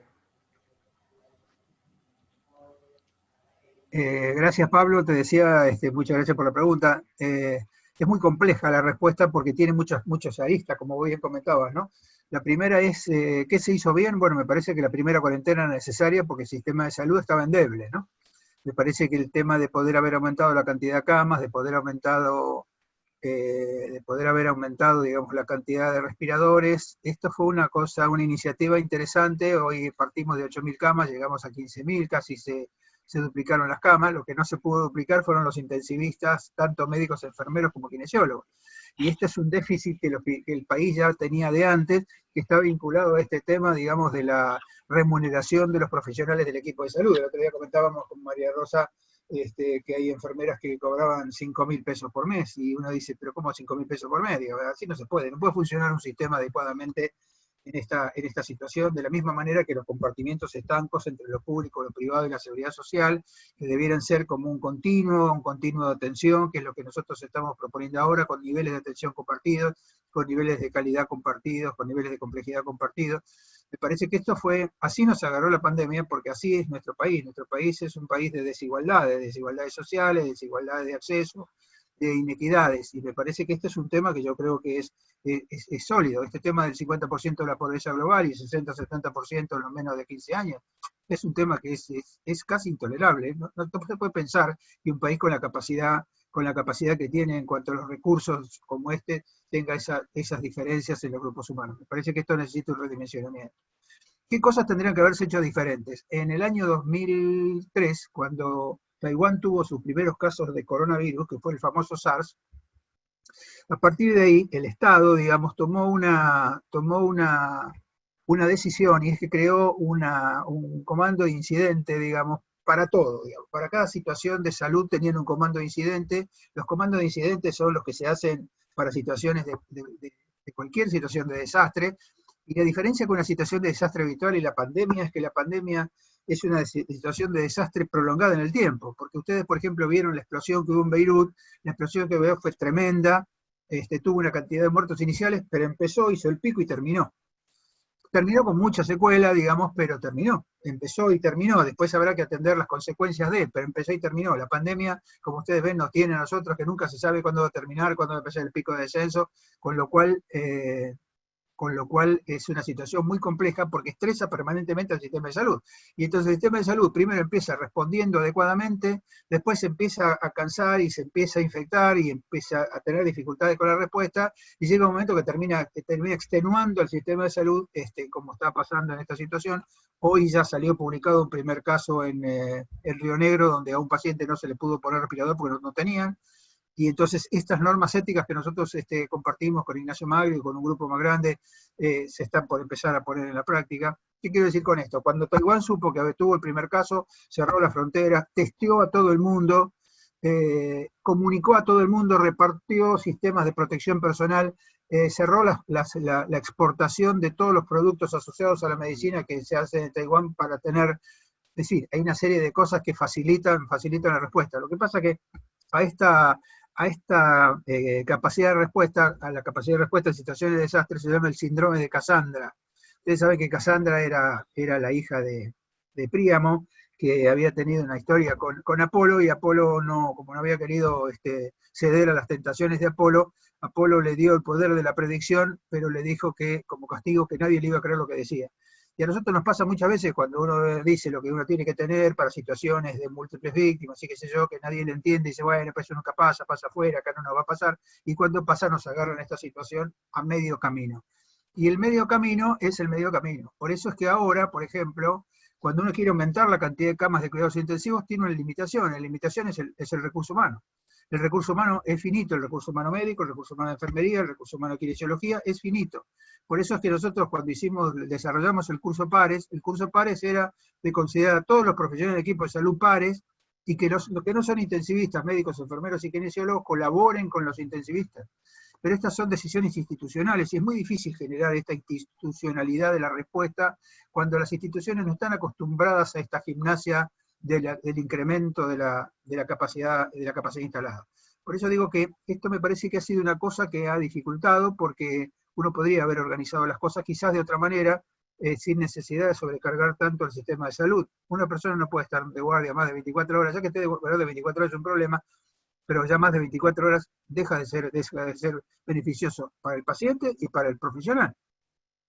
Así que estas cosas yo las hubiera hecho quizás un poco diferentes, pero para esto se necesita el entendimiento de las instituciones, de la responsabilidad que la institución tiene con la respuesta del equipo de salud, no solamente con los profesionales. Los profesionales son la herramienta, pero la institución es quien debe primero protegerlos, asegurándose que todas las personas tengan el equipo de protección personal adecuado, y además de protegerlos, darle la posibilidad de que descansen, porque si no, un profesional del equipo de salud cansado es un profesional del equipo de salud que se equivoca, y cuando se equivoca aquí tiene consecuencias complejas, como que se infecta él, infecta a la familia, tiene problemas psicológicos, está con problemas porque está cansado, no puede trabajar. Ustedes saben lo que es tener un equipo de protección personal las 24 horas, puesta la escafandra, puesta, tener sed y no poder tomar porque no tiene el barbijo. Es un tema que hay que tener en cuenta. Y me parece que esto necesita un redimensionamiento. Por eso es que yo les estaba diciendo, en base a todo lo que hemos conversado en las reuniones del foro, es que nosotros necesitamos hacer alianzas con los legisladores, con la justicia, para que se entienda. Este tema de que se viene la pandemia de juicios, es un tema que a mí me parece hasta inexistente, hasta inédito, porque en realidad pensar que uno encima de toda esta situación que está pasando le vamos a cargar de que tengan problemas legales cuando estamos en situación de emergencia extrema, sin ninguna legislación al respecto. Me parece que esto es algo que nosotros tenemos que asegurar. Y para esto se necesita concertación, tenemos que concertar, tenemos que cambiar el sistema de salud. El sistema de salud es ineficiente, bueno, hay que cambiarlo. Por supuesto que es difícil, porque uno dice, bueno, hay que pagarle más a los profesionales. ¿De dónde va a salir la plata? No sé, pero me parece que hay que empezar a hacer, como bien decía Javier, y en ese sentido yo creo que es muy interesante. no hay que seguir haciendo lo mismo, porque haciendo lo mismo no nos está yendo bien y ahora nos está yendo peor. Entonces hay que empezar a cambiar algunas prerrogativas para que tengamos un de salud que la gente necesita y que los profesionales se sientan adecuados. No sé si con esto te contesto todo lo que vos me preguntaste, pero... Sí, Jorge, muchas gracias. Muchas gracias.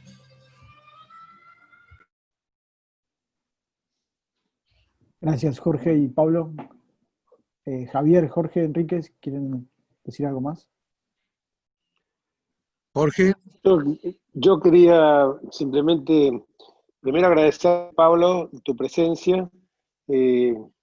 Más allá de lo que te estimo, te valoro muchísimo como profesional y te agradezco que estés en este Zoom. Y después agregar que, bueno, desde luego cuando hablé del reconocimiento al personal sanitario, la extensiva a la fuerza de seguridad y también a todos los que se vinculan con la higiene pública, dos reflexiones. Yo vi cómo funcionaba un sistema, tuve por esas cosas de la vida, el destino me llevó a que el 1 de enero terminara operado de una colecistitis, eh, de una vesícula hipertrofiada y una peritonitis. Y bueno, fui por consejo del doctor Ney y de un amigo, el doctor Miguel Gándara, sobre todo él, al el Hospital Privado de la Comunidad en Mar del Plata, un hospital privado que para mí es un ejemplo de cómo pueden actuar interrelacionadas todo lo que nosotros señalábamos, la parte pública, la privada y las obras sociales. Pero hay ahí una característica que un amigo mío, no sé si ustedes lo ubican, también condiscípulo del colegio, Jorge, Eduardo Laura, no sé si lo conociste vos, bueno, Eduardo Laura trabajó mucho en Washington y él nos contaba que cuando él entraba de guardia tenía que aprender de todo. Incluso me dice, en alguna oportunidad terminar haciendo un parto. En alguna oportunidad tuve que terminar supliendo porque faltaba un terapista intensivo, tuve que encargarme de eso yo. Digo, porque también vos decís, tenés razón, recursos humanos escasos y también recursos económicos, yo diría que no son escasos, que están pésimamente administrados, porque ese hospital privado de la comunidad, los médicos son full time, y el médico que es el presidente, vos me acercaste al vicepresidente, al doctor Santomil, pero el presidente, que es el doctor Miguel Stati, él es el presidente de la fundación, director del hospital, y ese día me operó él porque cuando yo llegué él estaba de guardia. Yo quisiera saber cuántos directivos generales de algún hospital operan y cuántos están de guardia. Les toca una guardia una vez por mes o una vez cada 15 días, no sé con qué rutina, pero me dijo, no te voy a operar yo porque sos vos o porque está Fernando Santomir, es porque me tocó a mí, como te hubiera tenido que operar otro porque era una cosa de urgencia.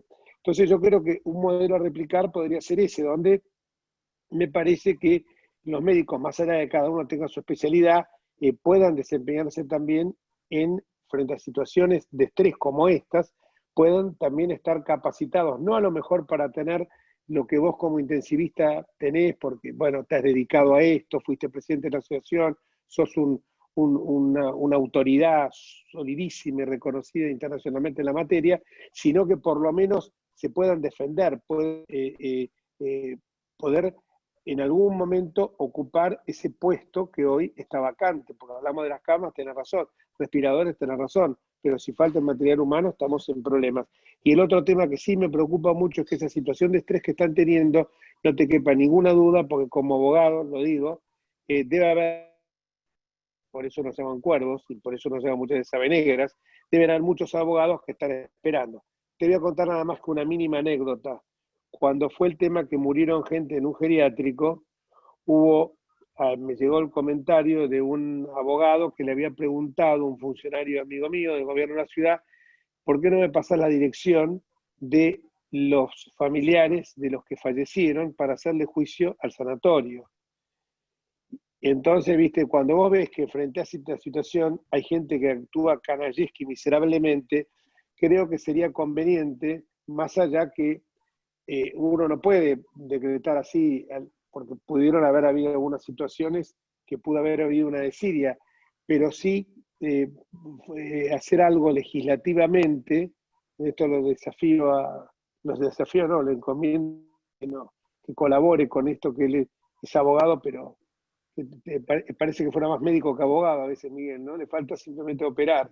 No lo dejemos entrar en un quirófano, Jorge, porque capaz que opera.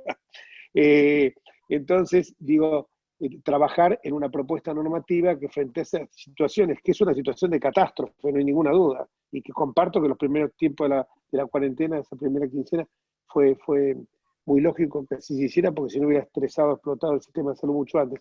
Pero creo que frente a esto sería bueno trabajar en esa dirección. Y lo encomiendo a Miguel y bueno, a toda la Fundación Trauma también que nos dé una mano en esto, porque yo sé que se pueden avecinar y sé que en el espíritu de muchos médicos que están trabajando, están pensando en la pandemia judicial, como dijo bien Jorge Neira.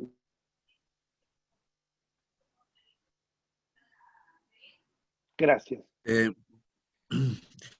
Bueno, yo desde ya comprometo mi apoyo a la iniciativa, todo lo que podamos hacer desde la posición de diputados, desde ya cuenten conmigo, con nosotros, entiendo Jorge, obviamente. Realmente creo que, no sé, tengo un respeto muy grande por la profesión médica y realmente por la calidad humana que tiene en la Argentina. Así que me parece que solo nos hace falta acompañarlo digamos, de todos los desarrollos adicionales que tiene, ¿no? O sea, tanto en organización como en recursos, para que realmente sea accesible y que sea realmente buena para todos, ¿no? Y que sea inclusiva y todo lo que hablamos antes. Simplemente decir que estamos, como traté de transmitirlo, en un momento, yo lo siento muy, muy vivamente, en un momento bisagra de la historia argentina. Yo creo que dentro de unos años puede ser que nosotros digamos, en aquel momento del 2020, después del primer gobierno no peronista que terminó un mandato, la Argentina vivió una crisis, digamos, médica, asistencial, que derivó en un tema muy acuciantemente digamos, de caída económica y de aumento de la pobreza y de todos los indicadores que ya hablemos, y se tomaron y Argentina resurgió. Y Argentina empezó a caminar para el buen lado. Y a partir de haber tocado fondo en ese momento, se replantearon un montón de cosas y dejamos de hacer las mismas cosas que venimos haciendo hace décadas y que nos han traído hasta acá. Simplemente creo que no es una cuestión de los diputados, no es una cuestión del gobierno, es una cuestión de que hay una revolución cultural que crear y la tenemos que crear entre todos. O sea, es un desafío para todos los argentinos de buena fe que tenemos que pensar diferente, tenemos que dejar de atrás resentimientos, egoísmos, envidias, clichés y temas que están muy enraizados en la mente de los argentinos, y realmente tenemos que ir hacia liberarnos de todas esas cosas y crecer realmente a partir de una buena administración. Así que, nada, pedir el apoyo y que todos realmente estemos como uno lo siente, porque uno lo siente en la calle, lo siente en las redes. Yo creo que como nunca el argentino está en la punta del banco, en punta de pie, tratando de empujar, ¿no? Estoy hablando de un gran, por supuesto, no el 100% de la población, pero un gran porcentaje. Realmente para mí, ver que haya salido la población a defender una empresa privada que está en convocatoria en un recóndito pueblo del interior santafesino, y que salga gente a tocar la bocina en Buenos Aires para defender a teóricos ricos que están con una empresa, digamos, concursada, a mí me parece que eso es un ejemplo del cambio de mentalidad que está empezando a ver en la sociedad. Eso nunca hubiese pasado en la Argentina, y miren que se han expropiado empresas en la Argentina sin tocar ni una bocina. Cuando se expropiaron las AFJP, yo me acuerdo que éramos 100, digamos, protestando en el Congreso. 100. ¿No? Nadie protestó. 50.000 millones de dólares de un plumazo. ¡Plac! Así. Se lo llevó el Estado Nacional. Bueno, me parece que estamos haciendo mucho los argentinos, y creo que Si seguimos así, creo que pueden venir cosas muy buenas. Así que muchas gracias por esta invitación. Muchas gracias a todos. Bueno, Jorge, Miguel. yo creo, Jorge, a través tuyo y a través de Javier Campos, que la gran mayoría que veo acá forman parte de las comisiones y grupos de trabajo del Foro de las Ciencias, y a lo mejor necesitamos, como dije, de los tres poderes, pero acá hay uno que está representado y que siempre da la cara, y que cuando tengamos un proyecto que a ustedes les parezca viable, potable, que hace a la filosofía esta de la protección de la salud pública, lo analicen y si es posible baje al recinto. Durante muchos años hemos presentado proyectos porque no nos quedamos en el diagnóstico, en la queja, en la catarsis, y como ustedes saben, a veces no baja al recinto cuando es trabado en las comisiones. Nosotros no solamente lo redactamos, sino que nos ofrecemos a ir a conversar con las comisiones respectivas, y está el doctor Achabayán, el doctor Van der Kooi, bueno, tendría que nombrar a todos los que están en esta sala, el doctor Neira, el doctor Larguía, la representatividad está, la seriedad está, y creo que es invitar al Poder Legislativo que sea un canal de conducción hacia esa salud que se refirió Víctor, de calidad y acceso.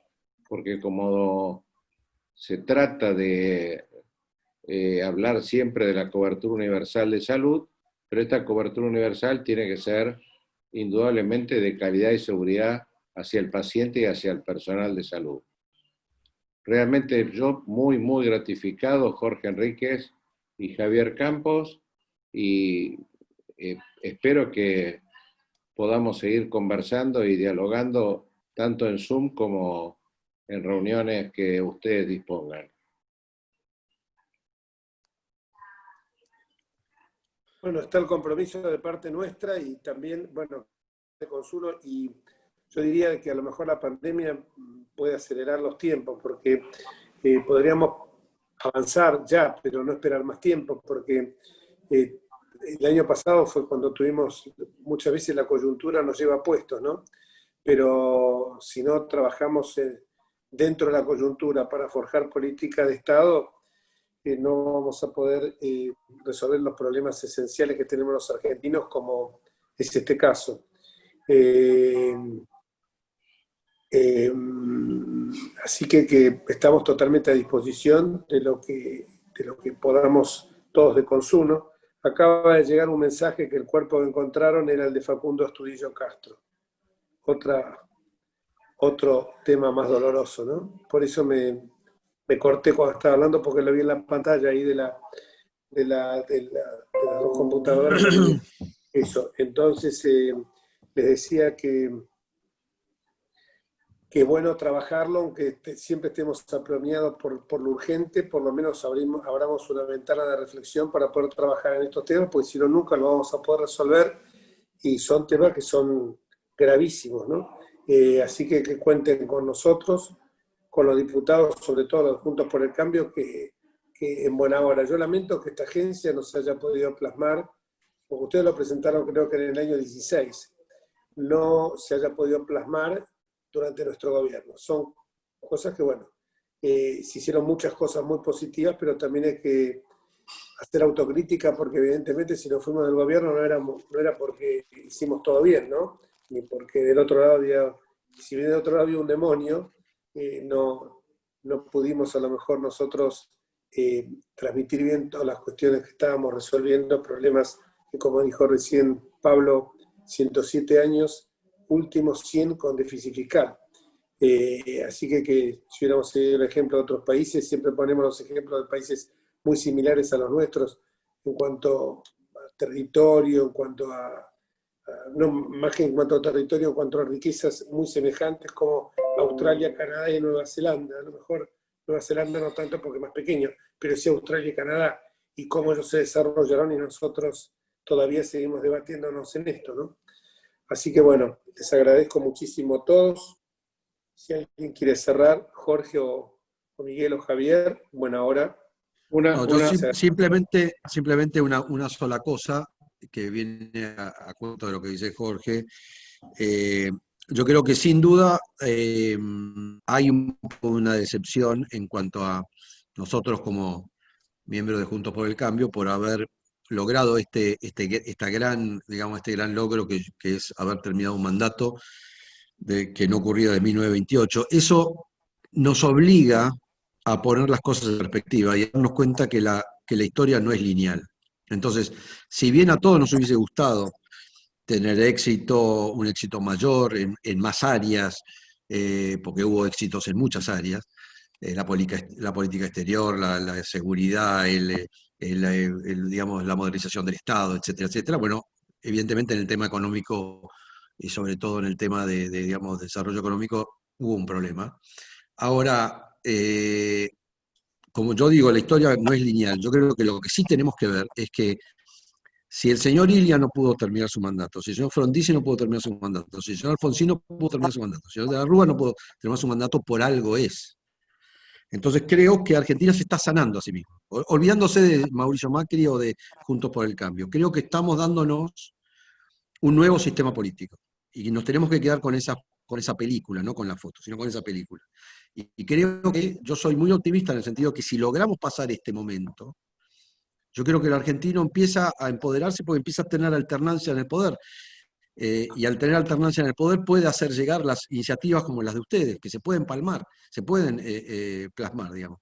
Ahora, en un sistema político totalmente fragmentado es casi imposible lograr eso.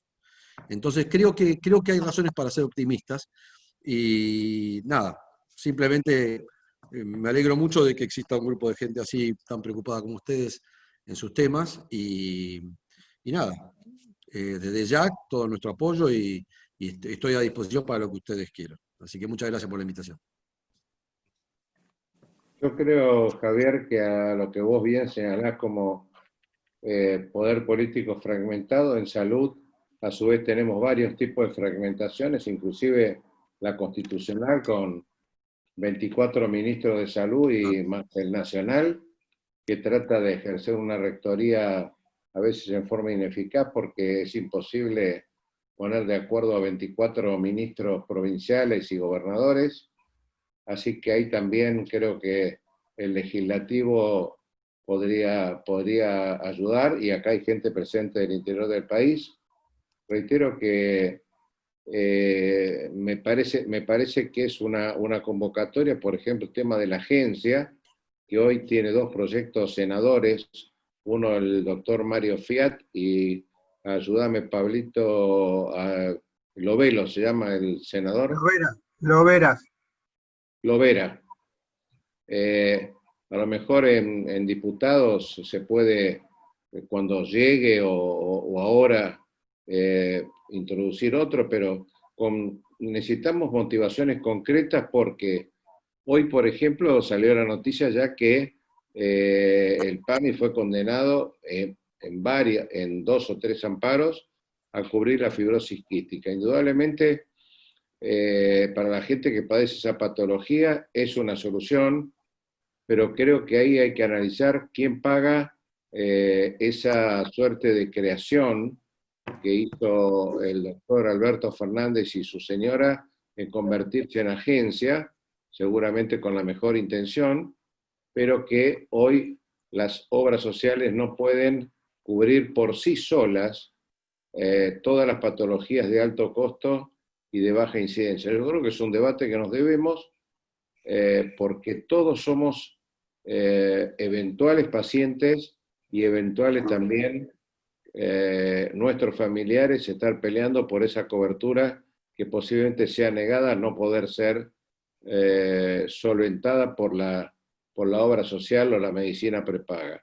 Es un desafío que les rogamos, que tenemos 4 o 5 prioridades que les vamos a hacer llegar, si ustedes son tan amables, para empezar a trabajar en conjunto.